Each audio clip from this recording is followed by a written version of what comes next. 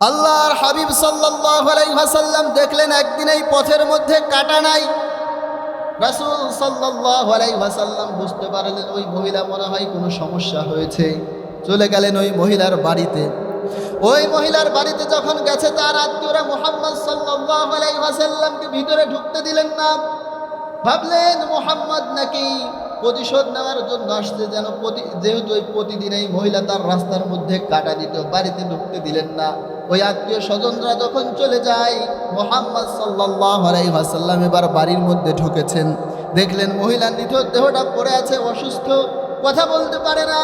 আল্লাহর হাবিব সাল্লাল্লাহু আলাইহি ওয়াসাল্লাম পুরো ঘরটাকে পরিষ্কার করে দিলেন, গাছ থেকে খেজুর পেড়ে দিলেন, কুয়া থেকে পানি উঠা দিলেন, পাশে খাবার রেখে দিয়ে চলে আসলেন।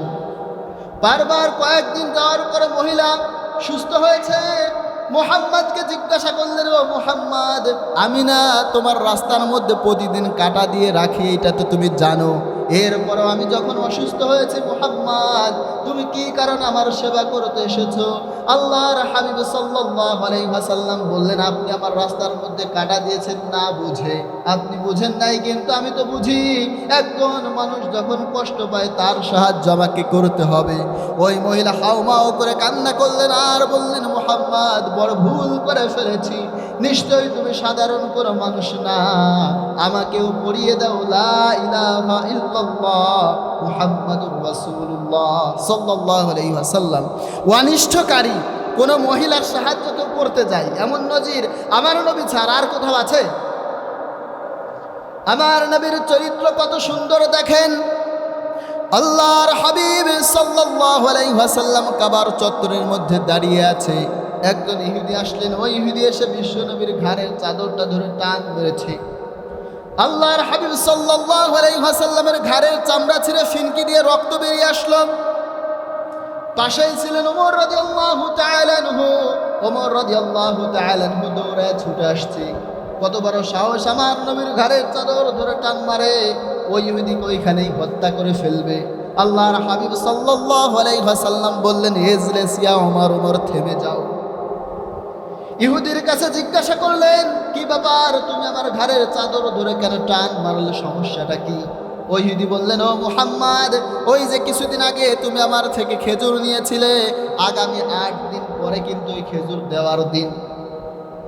বুঝেন, আপনার কাছে একজন টাকা পায়, এবার আপনার ঘাড়ে চাদর ধরে টান মারে বলতেছে 8 দিন পরে কিন্তু টাকা দেওয়ার দিন। এবার আপনি কি করবেন? যে 8 দিন পরে দেওয়ার দিন, 2-4 মাস বাদ হইলে যদি চাদরটার ধরে টান মারতো, যে দেওয়ার কথা ছিল 2 মাস আগে, এখনো দেই নাই, এবার চাদর ধরে টান মারছে, এটা বোঝা যায় যে না ঠিক কাজই করছে। কিন্তু আরো 8 দিন পরে দেওয়ার দিন, ওইটা মনে করায় দেওয়ার জন্য চাদর ধরে টান মারে ঘাড়ের চামড়া ছিঁড়ে ফেলছে। এবার ওমর রাদিয়াল্লাহু তাআলা আনহু আর কে ঠেকায়, উনি হাত গুছাইতেছে যে ইহুদির ওইখানে হত্যা করবে। মুহাম্মদ সাল্লাল্লাহু আলাইহি ওয়াসাল্লাম বললেন, ওমর থেমে যাও, ওমর থেমে যাও। এই ইহুদি যেহেতু আমাদের কাছে পাওনাদার, কিভাবে তার পাওনাটা মেটানো যায় ওই ব্যবস্থা কর। সুবহানাল্লাহ বলি। ইহুদি এই চরিত্র মুগ্ধ হয়ে হাউমাউ করে কান্না শুরু করলেন। মুহাম্মদ সাল্লাল্লাহু আলাইহি ওয়াসাল্লাম বললেন যে, কি ব্যাপার, কান্না করো কেন তুমি? ওই ইহুদি বললেন, আমি আমার কিতাবের মধ্যে পড়েছি শেষ জামানায় একজন নবী আসবে এমন, তার ধৈর্য আর চরিত্র হবে এমন। তাই ওইটা আপনি কিনা পরীক্ষা করার জন্য আপনার চাদর ধরে টান মারেছে, মূলত খেজুর নেওয়ার জন্য টান মারে না। টান মারার পরে এ ব্যাপারে কনফার্ম হয়েছে আপনি ওই লোক, আমারে কালেমা পড়ায়া যান। ইহুদি কালেমা পড়ে মুসলমান হয়ে গেলেন। সুবহানাল্লাহ। আবার নবীর চরিত্র, নেতার চরিত্রের ব্যাপারে বলা হয় যে ফুলের মতো পবিত্র। আমার নবীর চরিত্র ফুলের চেয়েও পবিত্র। সুবহানাল্লাহ বিহামদি।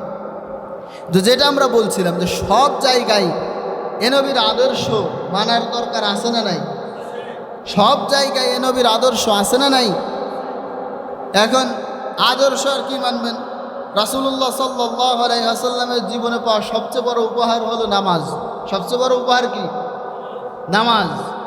দেখেন, এই যে কোরআন, এই কোরআন আল্লাহ তাআলা বিশ্বনবী জনাবে মুহাম্মদুর রাসূলুল্লাহ সাল্লাল্লাহু আলাইহি ওয়াসাল্লামের উপরে নাজিল করছে সর্বপ্রথম হিরা গুহায়। এরপরে মক্কা মদিনার বিভিন্ন জায়গায় কোরআন নাজিল হয়েছে জমিনে। কোথায়? জমিনে।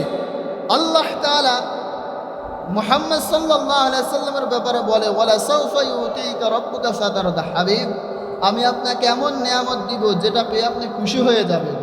বিশ্বনবী জনাব মুহাম্মদুর রাসূলুল্লাহ সাল্লাল্লাহু আলাইহি সাল্লামকে অসংখ্য নিয়ামত আল্লাহ তাআলা দিয়েছেন, সেটা সবগুলোই দুনিয়ায় জমিনের মধ্যে। কিন্তু নামাজ এটাও একটা পুরস্কার, যেটা আল্লাহ তাআলা জমিনে দেন নাই, যেটা আল্লাহ তাআলা সাত আসমান পাড়ি দিয়ে আরশে আজিমে নিয়ে বিশ্বনবী জনাব মুহাম্মদুর রাসূলুল্লাহ সাল্লাল্লাহু আলাইহি সাল্লামকে উপহার হিসাবে দিলেন যে আপনার উম্মতদেরকে বলে দেন তারা যেন 5 বার নামাজ পড়ে। বলি সুবহানাল্লাহ। তাহলে এর চেয়ে বড় পুরস্কার আর থাকতে পারে? এবার আপনি তো রাসূল সাল্লাল্লাহু আলাইহি সাল্লামের অনুসরণ করবেন। এতক্ষণের আলোচনায় তো তাই বলা হলো যে মুহাম্মদ সাল্লাল্লাহু আলাইহি সাল্লামকে অনুসরণ করতে হবে। তাহলে অনুসরণ করার ধাপ হচ্ছে কালেমার পরেই। আমরা সবাই কালেমা পড়ছি না? কালেমা পড়ে মুসলমান হয়েছি তো আমরা। তো কালেমা পড়ার পরে পরবর্তী স্টেপ হলো নামাজ। কালেমার পরে ধাপ কি? নামাজ। এবার যখন আপনি নামাজ পড়েন না, এবার যদি আপনি বলেন যে আপনি মুহাম্মদ সাল্লাল্লাহু আলাইহি সাল্লামকে পরিপূর্ণ অনুসরণ করেন, তাহলে আপনার কথার আর কাজের মধ্যে কোনো মিল আছে নাকি? সবাই একটু আওয়াজ দেন তো। আপনি বললেন যে আপনি রাসূল সাল্লাল্লাহু আলাইহি সাল্লামের অনুসরণ করেন, ওনার উম্মত আপনি, কিন্তু আপনি নামাজ পড়েন না। এবার আপনার কথার আর কাজের মধ্যে কোনো মিল আছে ভাই? তাহলে কথার আর কাজের মধ্যে যার মিল নাই, এই লোকটার ফতোয়াই, এই লোকটার নামটা কি? যার কথা কাজে মিল নাই। সবাই জানে না দেখি, কেউ কেউ জানে। কথার আর কাজে যার মিল নাই তারা কি কয়? এই তো। তাইলে আপনি ভাববেন যে আপনি মুখে বলেন আপনি রাসূল সাল্লাল্লাহু আলাইহি সাল্লামের অনুসারী, এই জায়গা আমরা যারা আছি আমরা সবাই তো মুসলমান। কথা বলেন, আমরা সবাই কি মুসলমান? যে মুসলমান না তার না বললেও চলবে, যে মুসলমান সে বলেন। এবার আপনি যদি মুসলমান হন তাহলে আপনার রাসূল সাল্লাল্লাহু আলাইহি সাল্লামের অনুসরণ করার দরকার আছে না নাই? এবার রাসূলের অনুসরণ আমরা করি কি করি না? আপনি যদি বলেন যে আপনি রাসূলের অনুসরণ করেন না, তাহলে আপনি মুসলমান না। এবার যদি আপনি বলেন রাসূল সাল্লাল্লাহু আলাইহি সাল্লামের অনুসরণ আপনি করেন, তাহলে রাসূল সাল্লাল্লাহু আলাইহি সাল্লামের অনুসরণ করার ধাপ হচ্ছে কালেমার পরে নামাজ। কালেমার পরে কি? নামাজ। এবার যখন নামাজ আপনি পড়েন না, আপনি মুখে বলেন রাসূলের অনুসরণ করেন, তাহলে আপনার কথার আর কাজে মিল আছে? তো কথার আর কাজে যখন মিল নেই তখন আপনি কি? এই তো সুন্দর একটা পয়েন্ট এসে দাঁড়াইছে। এই পয়েন্ট আপনি মাথায় রাখবেন, প্রতিদিন আপনি মাথায় রাখবেন যে কিরে আমি তো বলি আমি মুসলমান, আমি নাম লেখার আগে শুরুতে মুহাম্মদ বলে নাম লেখাটা শুরু করি, আমার নামের শেষে ইসলাম ব্যবহার করি, আমার নামের শেষে রহমান ব্যবহার করি। কি আমার নাম দেখে তো মনে হয় মুসলমান, আমার তো মুখের মধ্যেও দাঁড়িয়ে আছে, এটা দেখেও মানুষ মনে করে আমি মুসলমান, আমি লম্বা জামা পরি, এটা দেখেও মানুষ মনে করে মুসলমান, কিন্তু আমি তো নামাজ পড়ি না। তাইলে বোঝা গেল আমার আর কথার আর কাজের মধ্যে মিল নাই। আর কথার আর কাজের মধ্যে যার মিল নাই সে হলো মুনাফিক। এবার আসেন হাদিসের পরিভাষায়। আল্লাহর হাবিব সাল্লাল্লাহু আলাইহি ওয়াসাল্লাম বলে বাইনাল আবদি ওয়া বাইনাল কুফরি তারকুস সালাহ। একজন আবেদ আর একজন কাফের, এই দুইটার মধ্যে পার্থক্য হলো নামাজ। এবার আমরা যারা আছি সবাই আমরা বললাম আমরা মুসলমান, কিন্তু আল্লাহর হাবিব সাল্লাল্লাহু আলাইহি ওয়াসাল্লাম বলে যে ব্যক্তি নামাজ পড়ে না সে হলো কাফের। বাইনাল আবদি ও বাইনাল কুফরি তারকুস সালাহ। নামাজ, একজন আবেদ আর একজন কাফের, এই দুইটার মধ্যে পার্থক্য হলো নামাজ। তাহলে বোঝা যায় যে নামাজ পড়ে না প্রথমে সবার ফতোয়া অনুযায়ী মুনাফিক, আর দ্বিতীয়ত সবার আল্লাহ রাসূল সাল্লাল্লাহু আলাইহি ওয়াসাল্লামের ফতোয়া অনুযায়ী সে কাফের। কিন্তু এবার এই কাফের কয়েকটা স্টেপ আছে। পরিপূর্ণ কাফের যে সেটা হলো হারবি কাফের, যেটা সবাই বলতে পারে যে এই লোকটা কাফের। আর একজন নামাজ পড়েন আপনি তারাই বলতে পারবেন না যে ও কাফের, কারণ আপনি এটা বলার পরে সে তো নামাজ শুরু করে দিতে পারে, কিন্তু এমন হইতে পারে যে আপনি জানেন না যে সে নামাজ পড়ে, এজন্য কাফের বলা যাবে না। কিন্তু রাসূলুল্লাহ সাল্লাল্লাহু আলাইহি ওয়াসাল্লামের ফতোয়া অনুযায়ী, রাসূলুল্লাহ সাল্লাল্লাহু আলাইহি ওয়াসাল্লামের হাদিস অনুযায়ী যে নামাজ পড়ে না সে হলো কাফের। সে কি? কাফের। দেখেন, নামাজ না পড়ার অজুহাত আমাদের অনেক আছে। আমাদের এই বর্তমান মসজিদের সমস্যা হলো আমাদের রাস্তায় কাদা, এই জন্য অনেকে নামাজ পড়তে পারে না। এটা একটা কারণ। কারণ রাস্তা ঠিক থাকলে আমি দেখি অনেক সময় মুসল্লি বেশি হয়, রাস্তা খারাপ থাকলে মুসল্লি কম হয়, বোঝা যায় যে রাস্তার জন্য সমস্যা। আরও অজুহাত আছে। ধান লাগানো চলতেছে, এই ধান লাগাইতেছে দিন করে হুজুর পরে ত্রসে রয়েছে, আমি যদি নামাজ পড়ার জন্য আধা ঘন্টা আসি দেখা যাবে যে আমার 1000 টাকা ফাঁকি দিয়ে চলে গেছে। এই যে অজুহাত। আমার ব্যবসা আছে হুজুর, আসরের নামাজ আর মাগরিবের নামাজ যদি পড়তে যাই তাহলে 2000 টাকা বেচা কিনা কম হবে। এভাবে বিভিন্ন অজুহাত আছে। তো রাসূলুল্লাহ সাল্লাল্লাহু আলাইহি ওয়াসাল্লাম একটা রাষ্ট্র পরিচালনা করছেন, আর আপনি এটা সংসার পরিচালনা করবার যা নামাজ পড়তে পারেন না। আপনার এই যে খুরা যুক্তি, এটা আসলে কোনো যুক্তি না, এটা হলো আপনার গাফিলতি। কথা আপনি বুঝেন?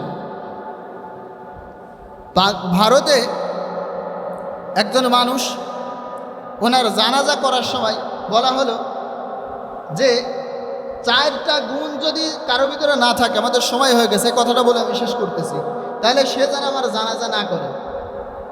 কুতুবউদ্দিন বখতিয়ার কাকি রাহিমাহুল্লাহ, আপনার উইকিপিডিয়াতে ইন্টারনেটে ঘাটলে এই ঘটনাটা পাবেন। কুতুবউদ্দিন বখতিয়ার কাকি লিখলেই আমি দেখছি ইন্টারনেটে সবচেয়ে প্রথমে এই ঘটনাটা আসে, ওনার জীবনের উল্লেখযোগ্য ঘটনা।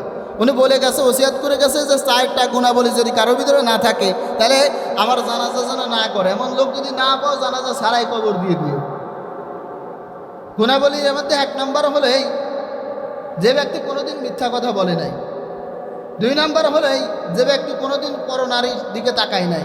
3 নম্বর গুণাবলী হলে এই, যে ব্যক্তি কোনোদিন তাহাজ্জুদ কাজা করে নাই। আর 4 নম্বর গুণাবলী হলে এই, আসরের আগে যে 4 রাকাত সুন্নাত আছে, এই সুন্নাত যার কোনোদিন মিস হয় নাই। আসরের সুন্নাত, ফরজ কিন্তু না, সুন্নাত যার মিস হয় নাই, তাহাজ্জুদ যার মিস হয় নাই, মিথ্যা কথা যে বলে নাই, আর পরনারীর দিকে যে তাকায় নাই, এমন ব্যক্তি যদি পাও তাহলে জানাজা করো, আর যদি না পাও তাহলে জানাজা দেওয়ার দরকার নাই। তো জানাজার জন্য লক্ষ লক্ষ মানুষ। কুতুবউদ্দিন বখতিয়ার কাকি উপমহাদেশের বিশাল বড় মুহাদ্দিস, তো এত বড় লোকের জানাজায় লক্ষ লক্ষ মানুষ দাঁড়ায় আছে, যে এমন মানুষ কে আছে? তো কোনো মানুষ যখন পাওয়া যায় না, অনেক সময় অতিবাহিত হয়ে গেছে, একজন লোক মুখের মধ্যে একটা কাপড় বাঁধা আসছে। আসার পরে কুতুবউদ্দিন বখতিয়ার কাকের লাশের সামনে দাঁড়ায় বলতেছে যে আমলগুলো যে আমি করি, এই সমস্ত করি তো আল্লাহর জন্য, এই সমস্ত মানুষের সামনে প্রকাশ করার কি দরকার ছিল? মানে ওনার কাছে অভিযোগ দিতেছে যে আমলটা যে আমি করি, এটা তো করি একমাত্র আল্লাহর জন্যে, কিন্তু মানুষের কাছে প্রকাশ করার কি দরকার ছিল? জানাজা তো করতে হবে। এমন বড় মুহাদ্দিস, এমন বড় আল্লাহওয়ালা মানুষ, তার জানাজা ছাড়া মাটি দেওয়া যায় নাকি? কবর দেওয়া যায় নাকি? জানাজায় দাঁড়ায় গেলেন, জানাজা শেষে সমস্ত মানুষ দেখলেন যে এটা সাধারণ কোনো মানুষ না, বর্তমান সময়ে ওই সময়ে ওই রাষ্ট্রের সরকার শামসুদ্দিন আলতামাশ রাহিমাহুল্লাহ, সুবহানাল্লাহ। তো ওই লোকটা ভারত মহাদেশ পরিচালনা করে, ভারত মহাদেশের সরকার। তার যদি তাহাজ্জুদ না ছোটে, তার যদি আসরের আগের সুন্নাত পর্যন্ত না ছোটে, আপনি 2 পাখি ধান লাগাবার যা, এটা মুদির দোকান পরিচালনা করবার যা আপনি নামাজ কাজা করেন, দেখা যায় যে আপনার এই যুক্তি সম্পূর্ণ খোরা যুক্তি ছাড়া কিছুই না, ঠিক কিনা? আল্লাহ রাব্বুল আলামিন যে কথাগুলো বললাম, আল্লাহ রাব্বুল আলামিন আমাদের সবাইকে বুঝার তৌফিক দান করুক, আমার উপর আমিন।